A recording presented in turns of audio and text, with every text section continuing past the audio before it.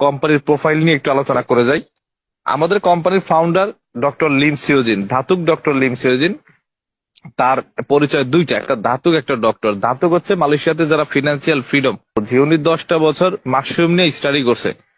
দেখছে এটা মানুষের পা থেকে মাথা পর্যন্ত প্রত্যেকটা অর্গানের জন্য গুরুত্বপূর্ণ একটা খাবার। তখন মালয়েশিয়ার কেডাতে 60 একর জমিতে ফার্ম এবং ফ্যাক্টরি করে, অর্থাৎ মাশরুম সে নিজেই চাষাবাদ করে এবং উৎপাদিত মাশরুম দিয়ে কিছু প্রোডাক্ট ম্যানুফ্যাকচারিং করে।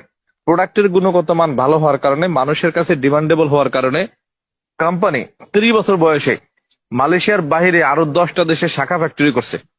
চীন, Indonesia, Mexico, India, Korea, Dubai, Peru, Morocco, Nepal এবং বাংলাদেশ। বাংলাদেশের গাজীপুরে কিন্তু আমাদের ফ্যাক্টরি আছে।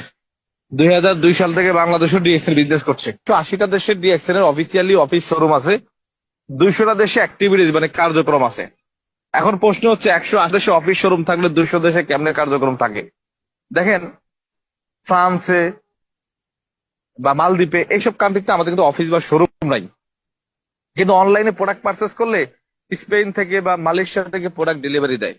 তার মানে ওই দেশে অফিসিয়ালি অফিস বা শোরুম বা প্রোডাক্ট না থাকলেও বিজনেস করা যায়, প্রোডাক্ট পাওয়া যায়। তো সেই হিসাবে আমাদের 200+ কান্ট্রিতে আমাদের অ্যাক্টিভিটিস আছে। একদম সহজ ভাষায় ঠান্ডা মাথায় নিজের কাছে একটা প্রশ্ন ছেড়ে দিই আপনাদের সবার কাছে। এই কোম্পানির পেপার যদি স্ট্রং না হইতো আর প্রোডাক্ট যদি মানসম্মত না হইতো, এতগুলা দেশে এই কোম্পানি কি যাইতে পারতো?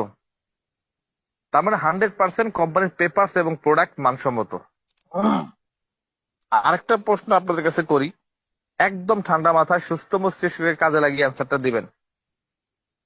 সেটা হচ্ছে, একটা কোম্পানি 32 বছর কোম্পানির বয়স, মালয়েশিয়াতে মাদার ফ্যাক্টরি, 10টা দেশে শাখা ফ্যাক্টরি, 200টা দেশে কার্যক্রম, 180টা দেশে অফিস শোরুম। এটা কি নরবরে কোম্পানি? এটা কি দুর্বল কোম্পানি? না, এটা 100% স্ট্রং একটা কোম্পানি। ভাই, আপনি চোরাবালির উপরে দাঁড়িয়ে কখনো আকাশ ছোঁয়ার স্বপ্ন দেখতে পারবেন না। কিছুক্ষণ পরে দেখবেন আপনি মাটির নিচে চলে গেছেন।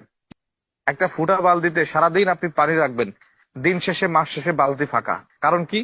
আপনার পরিশ্রমের মধ্যেও কমতি ছিল না, পানির মধ্যেও ঘাটতি ছিল না, কিন্তু শুধু বালতি ফুটা হওয়ার কারণে আপনি পানি জমাইতে পারেন নাই। ঠিক ডিএক্সএন কোম্পানি হচ্ছে একটা বালতি, আর আমাদের সময় শ্রম মেধা হচ্ছে একটা পানির মতো।